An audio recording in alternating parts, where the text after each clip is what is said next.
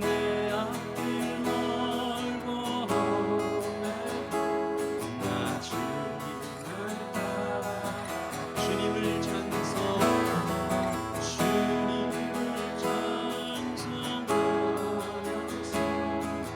할렐루야 할렐루야 내 앞길 멀고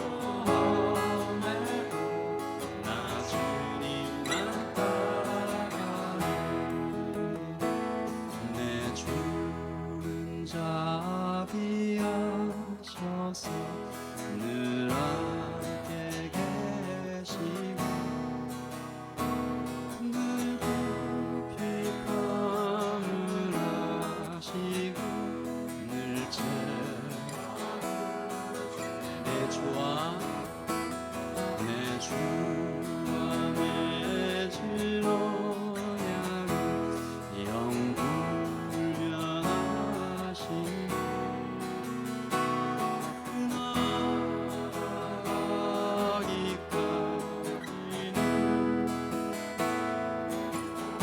우리 한 번 더 찬양하십시다. 내 주는 자비하셔서 내 주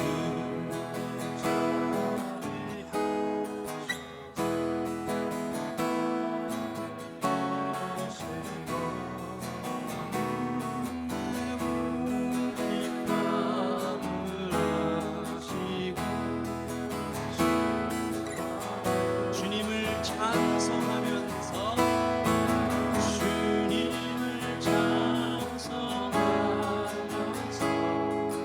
할렐루야 할렐루야 내 앞길 멀고 나 주님만 따라가 주님을 찬송하면서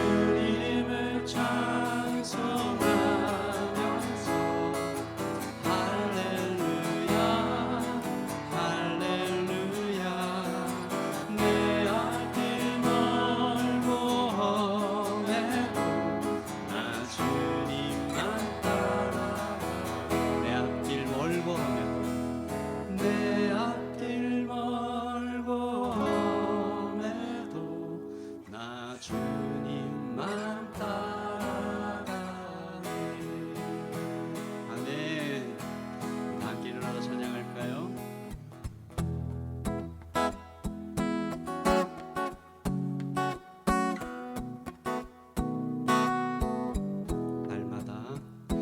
날마다 숨쉬는 순간마다 내 앞에 주님 앞에 이 몸을 맡길 때 슬픔 없는 두려움 없는 주님의 그 자비로운 손 항상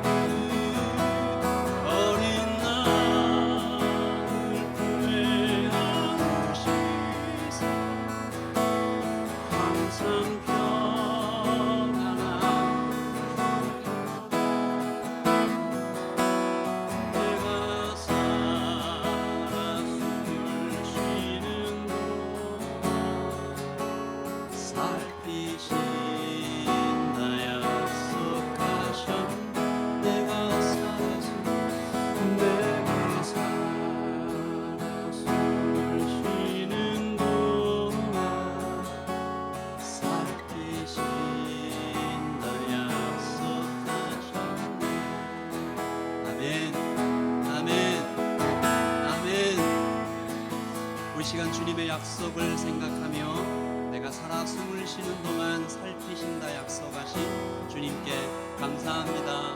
찬양합니다. 고맙습니다. 믿습니다. 의지합니다. 바라봅니다. 따라갑니다. 사랑합니다. 우리 그렇게 고백하십시다.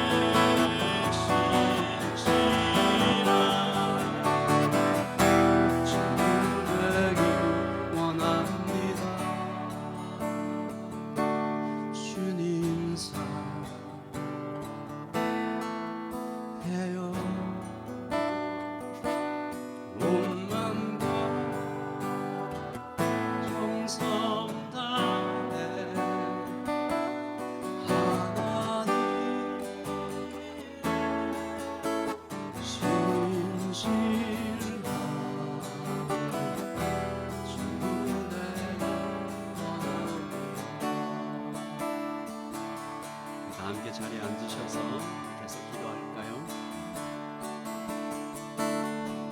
우리 후렴 가사 그대로 한번 기도하고 계속 예배로 나아가겠습니다. 기도하겠습니다.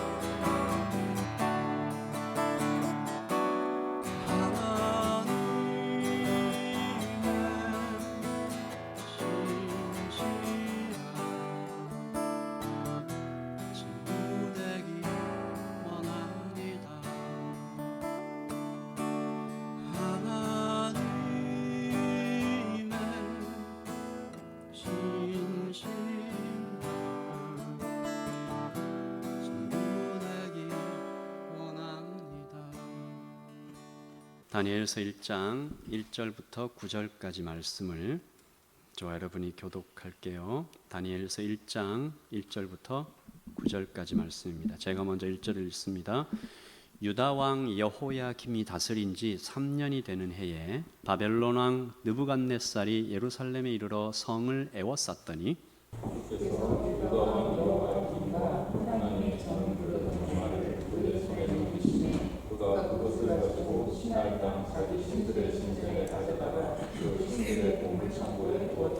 왕이 환관장 아스부나스에게 말하며 이스라엘 자손 중에서 왕족과 귀족 몇 사람 지식에 통달하며 성문에 익숙하여 왕궁에 살만한 소년을 데려오게 하였고 그들에게 갈대아 사람의 학문과 언어를 가르치게 하였고 또 왕이 지정하여 그들에게 왕의 음식과 그가 마시는 포도주에서 날마다 쓸 것을 주어 3년을 기르게 하였으니 그 후에 그들은 왕 앞에 서게 될 것이더라. 그들 가운데는 유다 자손 곧 다니엘과 하나냐와 미사엘과 아사랴가 있었더니 환관장이 그들의 이름을 고쳐 다니엘은 벨드사살이라 하고 하나냐는 사드락이라고 하고 미사엘은 메삭이라고 하고 아사랴는 아벳느고라 하였더라. 다니엘은 뜻을 정하여 왕의 음식과 그가 마시는 포도주로 자기를 더럽히지 아니하리라 하고 자기를 더럽히지 아니하도록 환관장에게 구하니 함께 읽겠습니다. 하나님이 다니엘로 하여금 환관장에게 은혜와 긍휼을 얻게 하신지라. 아멘. 하나님의 말씀입니다. 우리 한 번 더 읽으시면서 묵상하십시다. 지난주 말씀드렸던 것처럼 우리 라이트 처치가 다니엘 기도회로 11월 한 달을 보내고 있습니다. 지난주 새가족 성경 공부를 통해서는 기도가 어떤 것인가 같이 배웠고요. 그리고 이제 21일간 다니엘 기도회. 여러분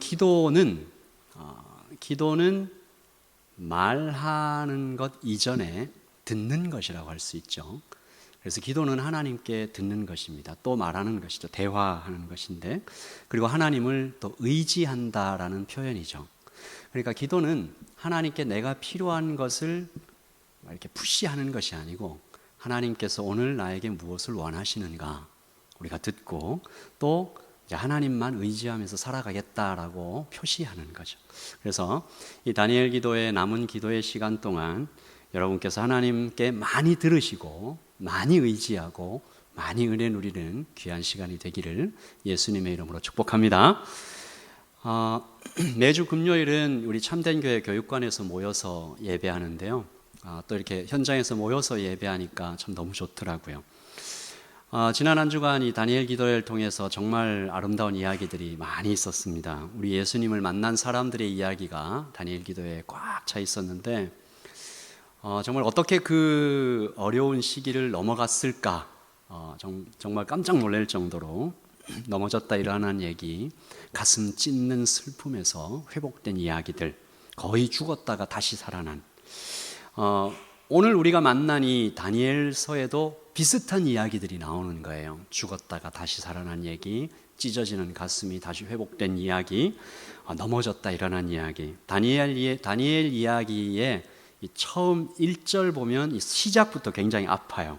우리 1장 1절 같이 읽겠습니다. 시작. 유다 왕 여호야김이 다스린 지 3년이 되는 해에 바벨론 왕 느부갓네살이 예루살렘에 이르러 성을 에워쌌더니, 굉장히 담담하게 그날의 사건을 이렇게 기록하고 있지만, 여러분 한번 상상해 보세요. 성경을 읽을 때 이 거룩한 상상력이 도움이 많이 되거든요. 한번 그날로 한번 들어가 보세요. 바벨론 왕 느부갓네살이 이스라엘을 침략한 겁니다. 성을 완전히 포기했어요. 그리고 나라가 망합니다. 사람들이 많이 죽었죠. 2절을 보면 그 상황의 가장 핵심에 있는, 그러니까 이런 거죠. 전쟁이 일어났는데 마지막까지 절대 포기할 수 없는 거. 그러니까 여기 무너지면 끝난 거예요. 그게 이스라엘에게는 뭐냐 하면 성전입니다. 다 죽어도, 다 뺏겨도 성전 중심으로 꽉 뭉쳐 있었는데, 성전이 어떻게 됐냐 하면, 여러분 2절을 지금 PPT에 나오지 않지만 한번 보시면, 거룩한 성전에 이방인들이 들어가서 마치 이렇게 군합발로, 구둣발로 확 짓밟는 것처럼 하나님의 전 그릇을 그냥 다 가져가는 거죠. 가져가서 어디다가 전시를 했냐면 자기들의 우상 신전에다가 다 갖다 놓은 거예요. 그리고 이제 사람들은 죽고 포로로 끌려갑니다. 그러니까 요약하면 죽임당하고 빼앗기고 끌려간 거죠. 그러니까 느닷없이 당하는 슬픔입니다. 숨죽여서 흘리는 눈물이 다니엘서에 꽉 차 있는데, 제가 이런 표현을 한번 써봤습니다. 그날은 마치 하나님도 눈을 감으신 듯 세상이 온통 핏빛이었다. 좀 그렇게 느껴지지 않겠어요? 하나님 어디 계십니까? 여러분 아실 텐데, 뉴스를 들어서 잘 아시고 계실 텐데, 그날의 예루살렘처럼 우리가 살고 있는 지금 이 세상도 되게 많이 아파요. 슬퍼요. 아프가니스탄과 우크라이나와 러시아의 전쟁이 계속되고 있고, 특별히 이번 10월 29일에 일어난 참사, 지켜보는 것만도 참 힘들다. 150 몇 명 이렇게 돌아가셨는데요. 사람 사는 세상에 이토록 눈물과 고통이 없는 날이 없었던 역사는 사실 그렇게 계속 반복되어 왔고요.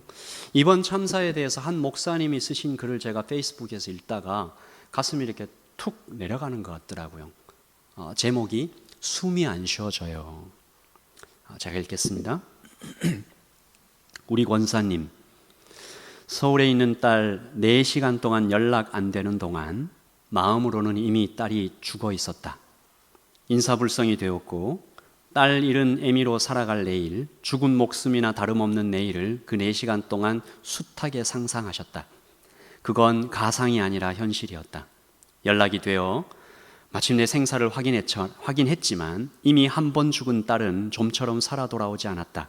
직접 확인하러 서울에 가셨다. 그리고 그 딸과 함께 그 새벽에 이태원에 가서 고인들을 위해 통곡하고 애도한 후 내려와 한숨도 못 자고 학교에 출근하셨다. 그리고도 진정이 안 되어 문자를 보내신다. 목사님, 숨이 안 쉬어져요.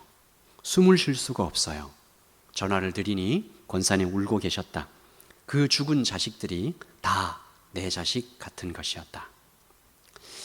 여러분, 이런 일들을 당하면 당하는 게 아니고 그냥 지켜보기만 해도 우리에게 떠오르는 질문들이 있습니다. 하나님, 우리가 고통당할 때 하나님은 어디에 계셨습니까? 아니, 지금 내가 고통을 당하고 있는데 하나님은 어디 계십니까? 인류 역사에서 계속 반복된 이 질문들에 대해서 성경은 한 가지 답을 우리에게 줍니다.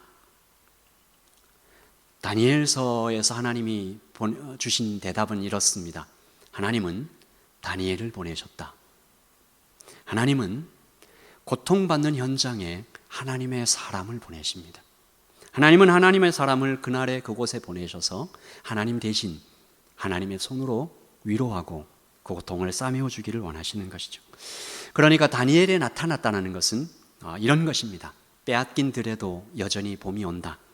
하나님이 지금 여기에 살아계심을 온몸으로 보여주는 현신이고 실체이고 모델이 바로 다니엘이죠. 사인입니다. 하나님의 위로와 하나님의 사랑으로 다니엘이 그곳에 존재했던 것이죠. 물론 우리가 오해는 하지 말아야 될 것은 이 다니엘서의 목적이 다니엘을 영웅 만들자라는 얘기가 아닙니다. 말씀을 통해서 우리가 보아야 할 것은 여전히 하나님이신데 두 분의 하나님의 두 가지 모습이죠. 첫 번째 하나님의 모습은 다니엘을 통해서 일하고 계시는 하나님. 그리고 둘째도 역시 오늘 우리 안에 일하시는 그 하나님을 우리가 다니엘서를 통해서 발견해야 하는 것입니다. 여러분 잘 아시는 시편 23편. 여호와는 나의 목자시니 내게 부족함이 없으리로다. 그가 나를 푸른 초장에 누이시며 쉴 만한 물가로 인도하시는도다. 내가 사망의 음침한 골짜기로 다닐지라도. 여러분 다윗이 이 시를 썼을 때는 광야에서 쫓기던 날이었습니다. 죽이려고 쫓아오는 칼날 앞에서 하나님을 이렇게 주목했더니 그 두려움이 사라지고 불안이 사라지고 눈물이 사라지고 내게 부족함이 없습니다라고 역설적인 고백을 할 수 있더라는 것이죠. 만족할 수 없었던 나의 마음이 행복으로 꽉 차오른다는 것입니다. 저는 오늘 여기에서 예배하시는 여러분 한 분 한 분이 인생에서 그런 경험이 꼭 한 번은 있으셨을 것이라고 생각합니다. 그리고 만약에 없으셨다면 오늘 이 시간 예배를 통해서 하나님, 나에게도 하나님께서 아주 가까이 계시고 내 안에서 살아서 역사하시고 지금도 나를 사랑하고 계심을 더욱 뜨겁게 만나게 해주세요라고 기도하는 이 예배 시간이 되기를 소원합니다. 여러분 다니엘서로 조금 더 깊이 들어가 볼게요. 다니엘의 형편과 그 마음 좀 더 자세히 살펴봅니다. 다니엘은 왕족이나 혹은 귀족이었어요. 굉장히 높은 인물이었죠. 그러니까 무슨 말이에요? 주류로 살다가 메인스트림에서 주목받고 살다가 갑자기 비류로 떨어졌습니다. 식민지의 백성이 됐어요. 그리고 바벨론까지 끌려갑니다. 누리던 모든 것이 한순간에 사라져요. 여러분 없이는 살아도 가졌다가 잃는 것은 우리에게 굉장한 고통을 주지 않습니까? 당시 다니엘이 몇 살이었을까? 학자들마다 이견이 있지만 대개 15살쯤이라고 얘기를 해요. 중학생입니다. 어떻게 견뎠을까 싶어요. 예루살렘에서 바벨론까지 거리를 제가 봤거든요. 직선으로만 800km입니다. 직선으로 안 갔을 거 아니에요. 이렇게 막 사막을 건너가야 하는 매우 험한 길이었고 며칠이 걸렸는지 성경에 나오지 않아요. 수많은 밤과 수많은 낮에 그렇게 끌려가면서 다니엘은 어떤 눈물을 흘렸을까? 정확히 알 수 없지만 다니엘서에 다니엘의 부모님이 안 나와요. 그날 전쟁통에 돌아가셨는지 아니면 헤어져서 영영 못 만났는지 15살 이른 나이에 그렇게 끌려가며 가졌던 모든 것을 일순간에 잃고 그렇게 다니엘은 다시 말해서 고통을 겪어낸 사람인 거죠. 고통의 현장을 온몸으로 겪어낸 사람.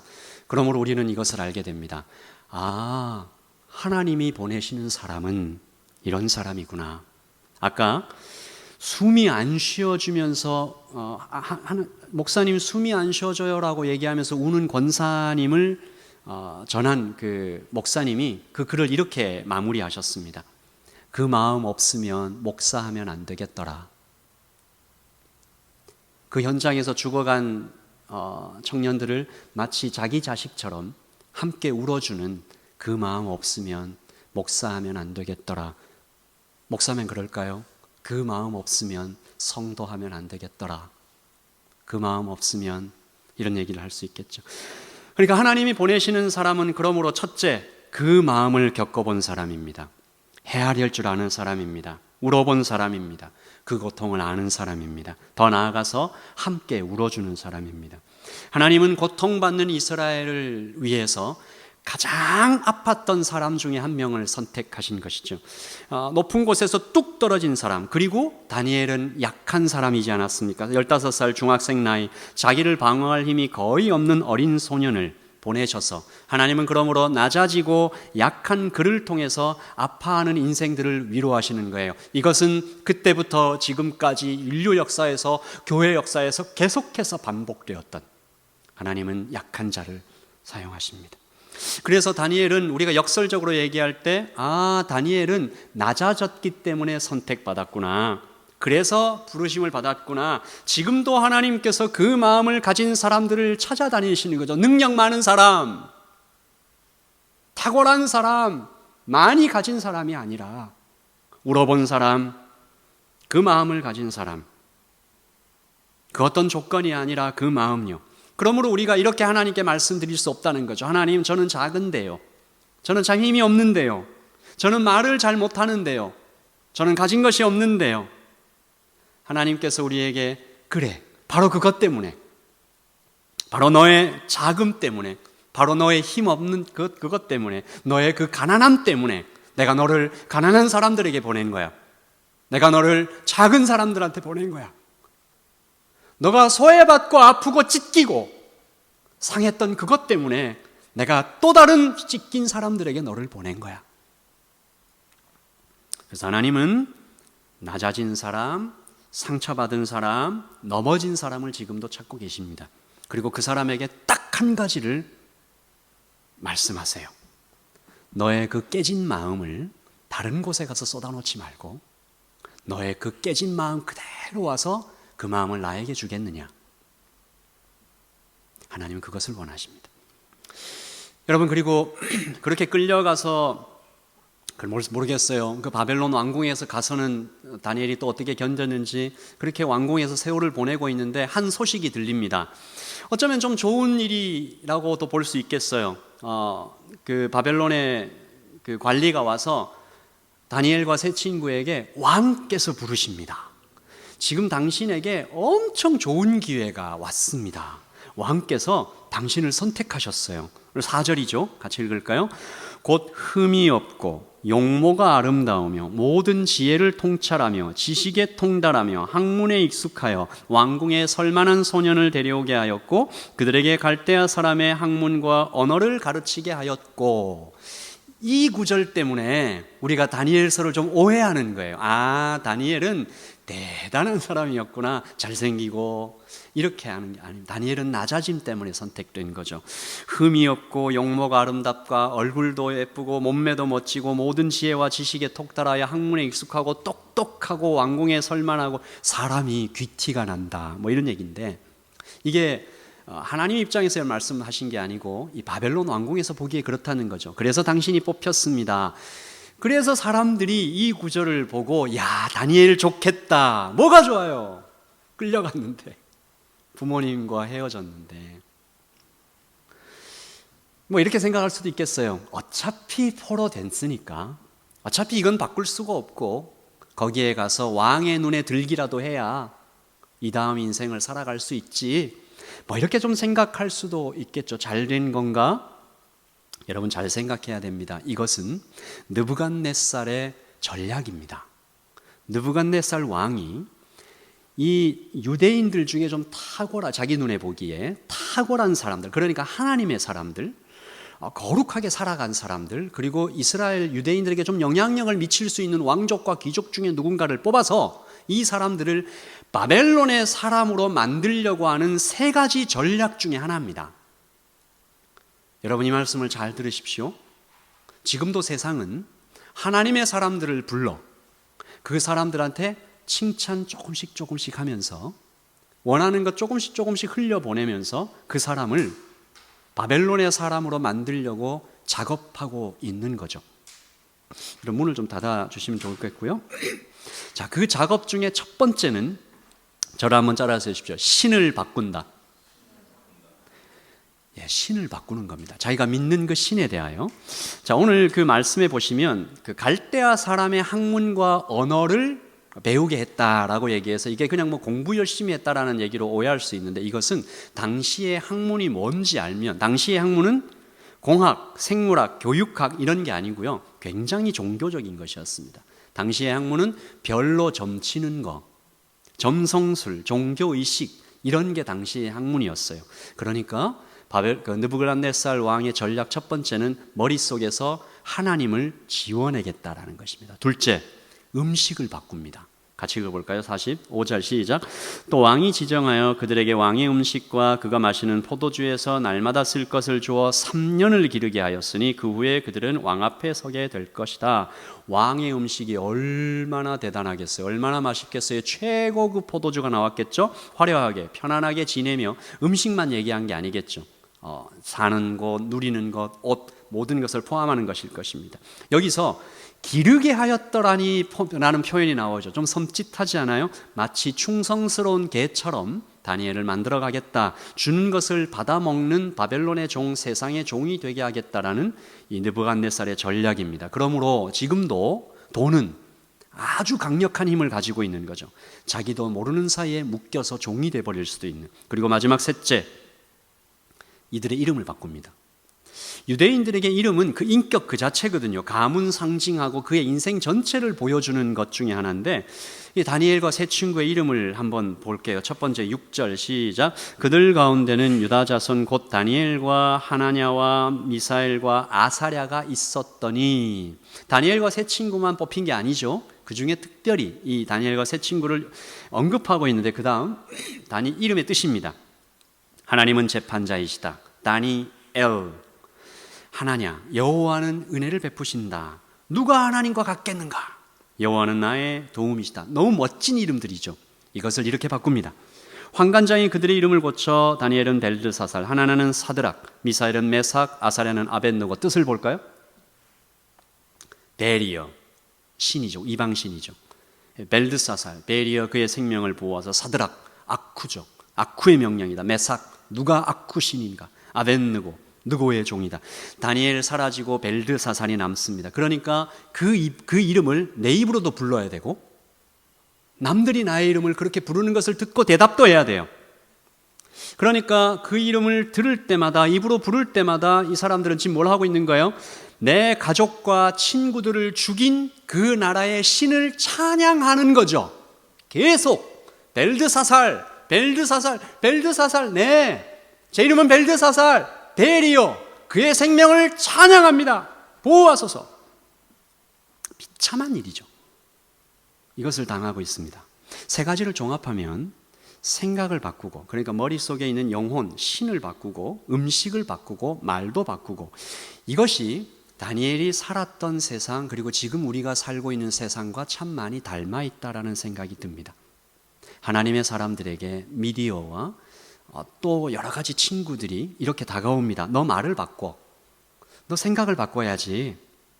권력 있는 사람, 돈 있는 사람들이 자기 뜻대로 우리들을 움직여 가려고, 문화들이 우리를 그렇게 만들어 가려고, 마음만 먹으면 이 사람들의 생각과 말 정도 바꾸는 것은 일도 아니다라고 생각하는 사람들이, 이 미디어 권력들이 있어요. 모르고 끌려가는,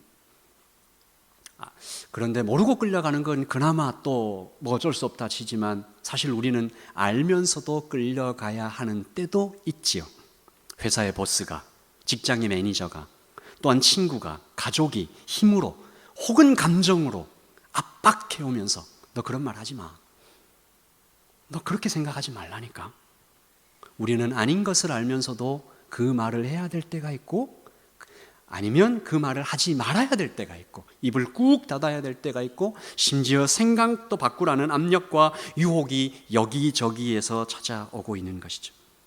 그래서 주일에는 우리가 다니엘이에요. 주일에 우리가 예배하러 올 때는 우리가 다 다니엘이에요. 하나님은 나의 재판장이십니다. 막 찬양해요. 나의 도움이십니다라고 자백하며 찬양하고 고백해요. 성경 공부도 해요. 그리고 월요일 되면 벨드사살로 바뀌어요. 학교에 가면 월요일에는 누가 아쿠신인가, 화요일에는 사드락으로 바뀌어요. 아쿠의 명령이다. 금요일쯤 되면 완전히 바뀌어요. 베리어, 나는 당신의 종입니다. 우리의 말과 행동이 자꾸 바뀌어가고, 그래서 주일에 와서 다시 좀 살아나고.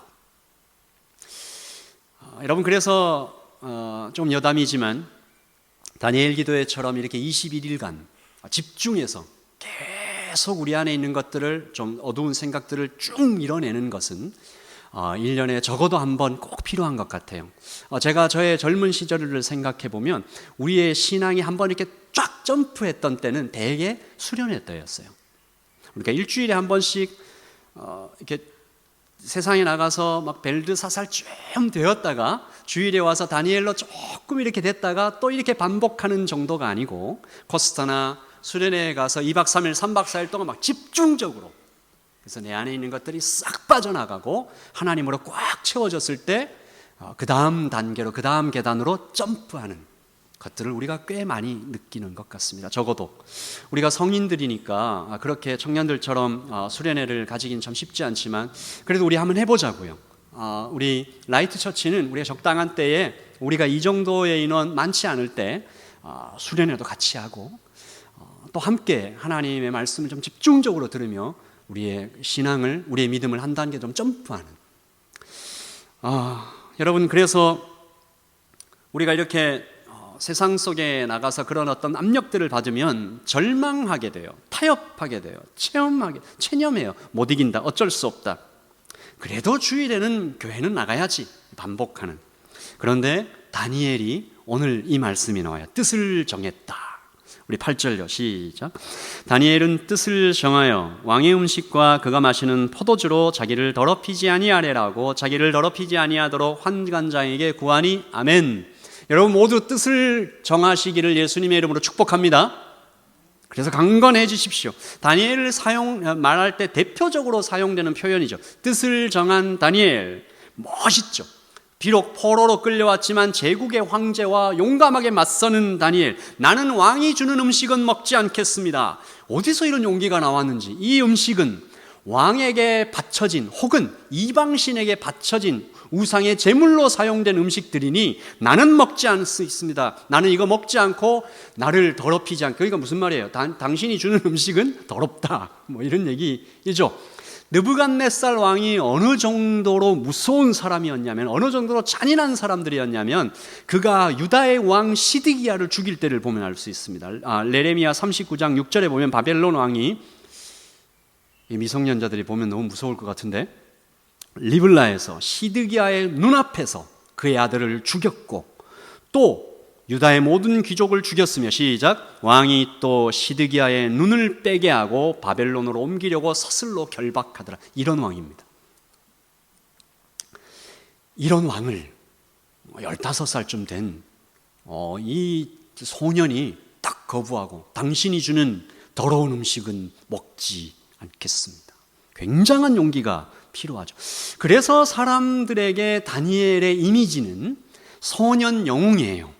포로로 끌려와서 끝까지 신앙을 지켜낸, 용감하고 단호하게 바벨론의 왕과 싸워 승리를 거둬낸 신앙의 영웅. 거기에다가 스마트해요. 머리도 좋아요. 용감한 마음도 있어요. 잘생겼어요.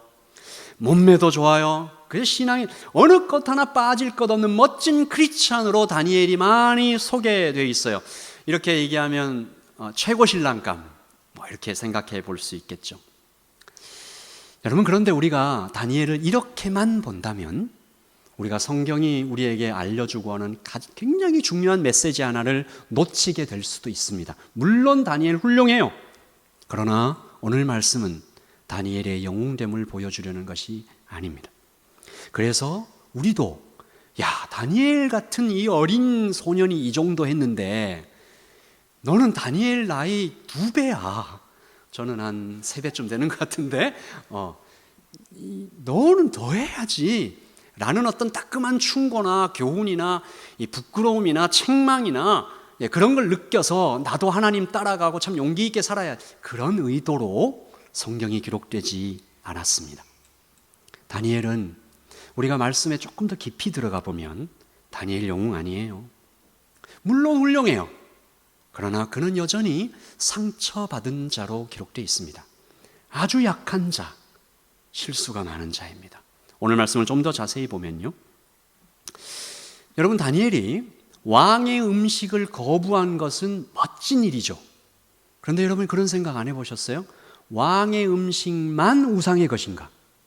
제가 아까 뭐라고 말씀드렸죠? 느부갓네살 왕이 다니엘을 바벨론의 사람으로 바꾸려고 몇 가지 전략? 3가지 전략을 썼다고 그랬습니다. 그 나머지 2개는 뭐예요? 갈대의 학문 배웠어요. 점성술과 주문 배웠어요. 이거 우상숭배예요. 그리고 이름이 바뀔 때 가만히 있었어요. 벨드사살, 벨이여 그의 생명을 보존하소서 자기 입으로 얘기하고 받아들였어요. 이유는 알 수 없어요. 다니엘이 그때는 너무 어렸는지, 너무 당황했는지, 무서웠는지, 그 정도는 괜찮다고 생각했는지, 음식이 제일 중요하다고 여겼는지 알 수 없지만 적어도 그가 완전히 그 바벨론에 살면서 끌려와서 신앙을 오롯이 순수하게 지켰다고 얘기하는 그 영웅의 모습은 아니에요. 그러므로 우리의 다니엘의 모습을 현실과 좀 더 가깝게 보자면 이런 거예요. 도저히 더 이상은 못하겠습니다. 적어도 이 선만은 넘을 수 없습니다. 애처롭게 고개를 젓는, 이미 더러워졌지만 갈대아 학문을 배우면서 점성술을 자기 입으로 주문을 외우면서 벨드사살이라고 자기 이름을 부르고 들으면서 이미 자신의 몸이 더러워졌지만 그래도 이 선만큼은 넘을 수 없다고 눈물 짓는 연약한 소년의 모습이 어쩌면 다니엘의 더 현실적인 모습이라고 우리는 보아야 하는 것입니다. 구석으로 또 몰리고 또 몰리고 또 몰리고 그래도 이건 안 됩니다. 여러분 우리가 세상 살면서 그리스도인으로 살아가는 모습이 비슷하지 않아요?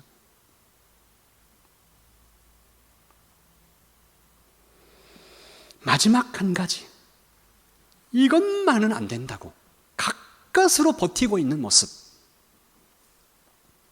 그러므로 다니엘이 참 우리와 닮았다는 것을 우리가 다시 보게 되는 거죠. 하나님과 세상 사이에서 아파하며 갈등하며 때로는 넘어지고 이건 어쩔 수 없이 받아들이고 먹고는 살아야 되고 이 사람은 너무 무섭고 그래도 이건 안 됩니다. 몸을 떨며 도움을 구하는 하나님 도와주세요라고 얘기하는 그 모습이 다니엘의 현실적인 모습이 아닐까 생각합니다. 그러므로 우리는 이 다니엘서를 보면서 우리의 시선을 소년 영웅, 용모도 아름답고 지혜도 대단하고 이 다니엘이 아니라 하나님께로 집중해 보는 것입니다. 약하고 상처받은 자를 택하셔서 사랑하시고 보호하시고 조금씩 괜찮아. 너 이 정도 넘어진 거 괜찮아. 한 번 실수했지 괜찮아. 지난번에 넘어졌지, 지난번에 아팠지, 지난번에 실수했지, 지난번에 잘 못했지, 괜찮아. 다시 시작하면 돼. 막 칭찬해 주세요. 하나님께서 여전히 계속 일하셔요. 나라는 망하고 나는 포로로 끌려왔지만 그리고 나 자신도 완전히 하나님의 그 어떤 순수한 신앙을 지켰다고는 말할 수 없지만 그래도 여전히 하나님의 사랑이 여전히 살아계시고 하나님께서 일하고 계심을 다니엘을 통해서 보여주고 계시는 것이죠. 오늘 말씀은 우리에게 작은 단서를 하나 제공합니다. 2절이죠. 시작. 주께서 유다 왕 여호야김과 하나님의 전 그릇 얼마를 그의 손에 넘기심에, 잘 보십시오. 누가 넘겼다고요? 하나님께서. 바벨론이 유다를 멸망시킨 것이 아니었구나. 하나님이 넘겨주신 것이었구나. 하나님께서 왜요? 사랑하는 아들, 사랑하는 자녀 유다를 치는 채찍으로 바벨론을 사용하신 것이구나. 하나님께서 수많은 선지자를 유다에 보내셨어요. 어마어마한 선지자들요. 이사야. 이런 어마어마한 선지자들을 유다에 보내셨는데 말을 안 들어요. 왕도 세우고 정말 대단한 일들, 그리고 심지어는 때때로 막 고난도 주고 그래도 말을 안 듣고 그래도 말을 안 듣고 그대로 말을 안 들으니까 이제는 바벨론을 사용해서 유다를 치시는 거죠. 이것이 모두 하나님의 사랑 가운데 있는 것입니다. 역사는 하나님의 손 안에 있습니다. 아멘. 그리고 다니엘의 모든 영웅적인 기적이 시작되는 시점도 바로 여기입니다. 8절이죠. 다니엘은 뜻을 정하여. 이게 대단한 거예요. 이것을 우리가 너무 축소하지는 말고요. 근데 이게 또 뭐 그리 대단해요. 9절이죠. 시작. 하나님께서, 그 앞에요. 9절 시작. 하나님이 다니엘로 하여금 환관장에게 은혜와 긍휼을 얻게 하신지라. 이거잖아요. 다니엘이 뜻을 정한 게 뭐 대단해요. 하나님의 도우심 없었으면 다니엘 그 자리에서 죽는 거예요. 그냥. 뭐라고 말했어요? 나를 더럽히지 않겠습니다. 훌륭하죠? 하지만 그것으로는 아무것도 아니었던 거죠. 여기에 하나님이 어떤 음성이 좀 들리세요? 저는 이 말씀 읽으면서 이런 음성이 들렸어요.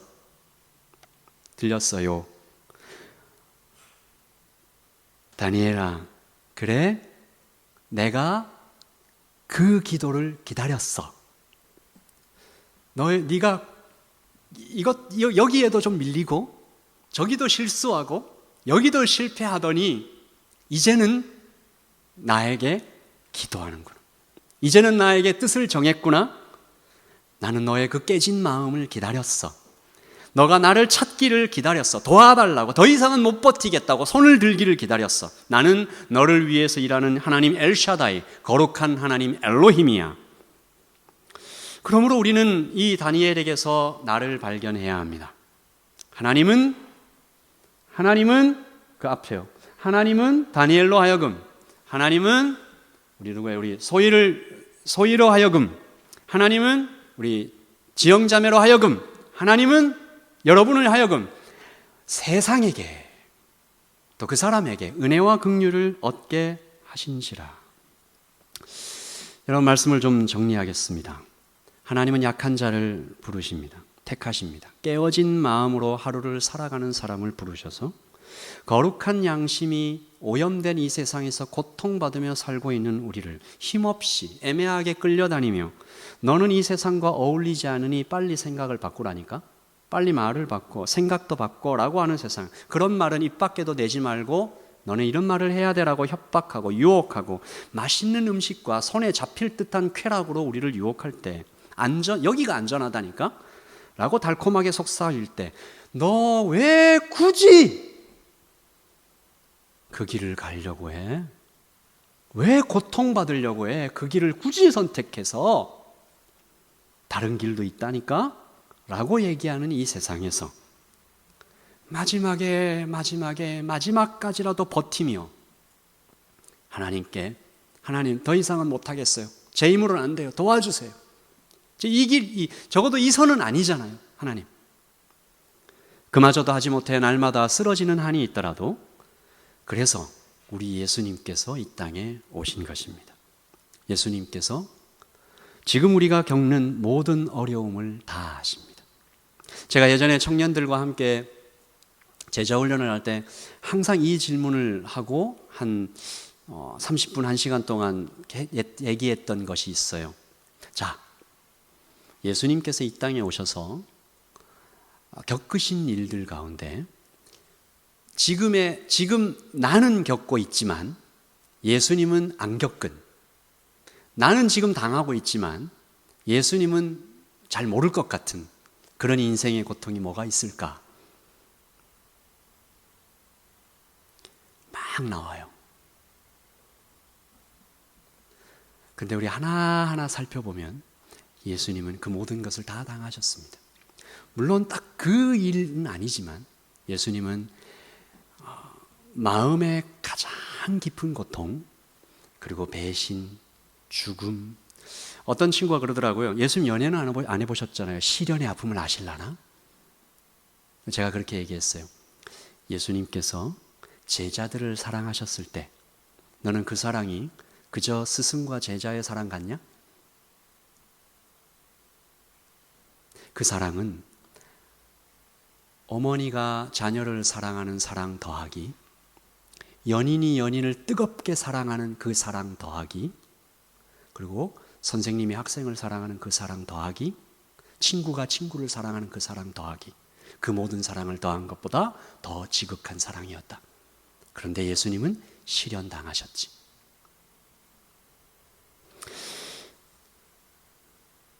그리고 예수님께서 내가 당하고 다니엘도 당했던 그 모든 고통들을 모두 자신의 몸으로 당하시려고 이 땅에 오신 것입니다. 예수님은 영원하신 하나님의 신분이시니 그 모든 고통을 영원히 당하시려고 이 땅에 오셨습니다. 그리고 말씀하시죠. 예수님께서 우리의 눈을 보시고 내가 안다, 내가 다 안다, 이제 내가 대신할게. 너는 이제 내 안에만 있으면 이긴다. 너는 나의 사랑이다. 우리 9절 우리 여러 번 나왔는데 시작. 하나님께서 다니엘이 환관장의 사랑과 귀여움을 받게 해주셨다. 이게 공동 번역이에요. 저 참 이 번역이 너무 좋았어요. 여러분 이 표현이 여기 환관장에다가 초점을 맞추면 환관장에게 이제 그 제국의 2인자잖아요. 제국의 2인자에게 사랑받았으니 이제 모든 일이 잘 풀린다 이런 얘기가 아니고 이게 하나님의 마음이에요. 하나님께서 당신의 마음을 환관장에게 넣어주신 거예요.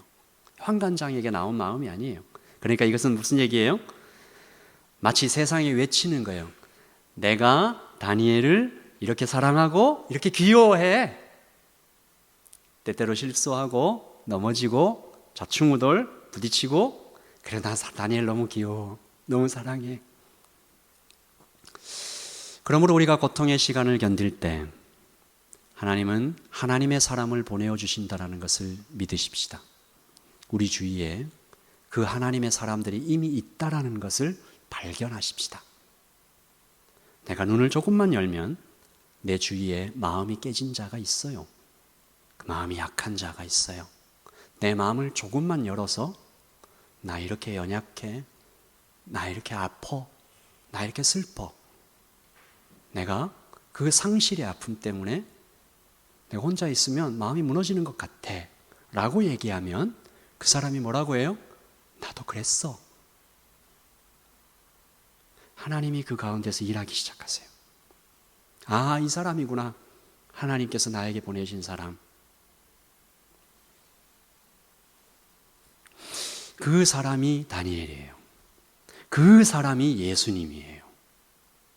예수님의 마음을 그 사람한테 넣으셔서 나에게 그 말을 하고 계신 거예요. 나도 그랬어.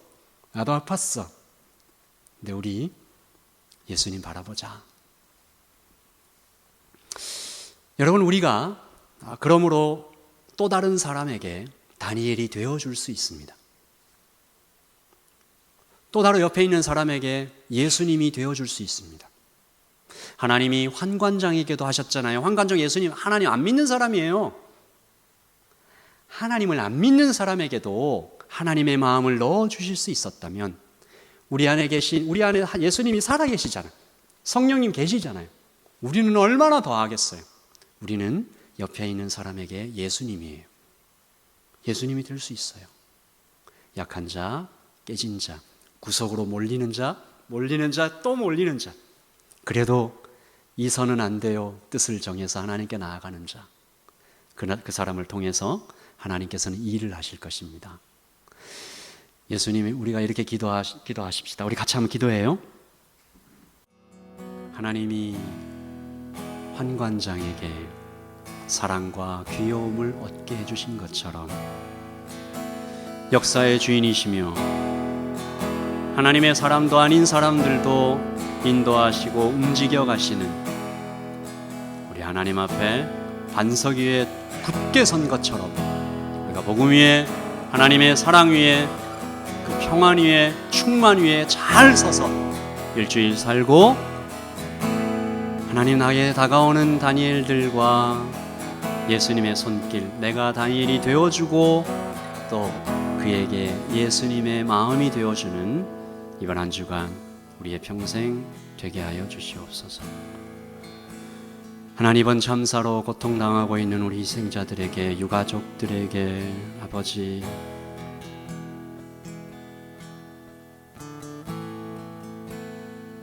어떤 말로도 위로할 수 없고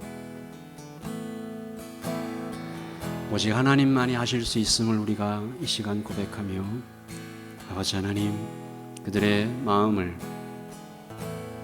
만져주시고 씻어주시고 함께할 하나님의 사람들을 보내어주시고 다니엘들을 보내어주시고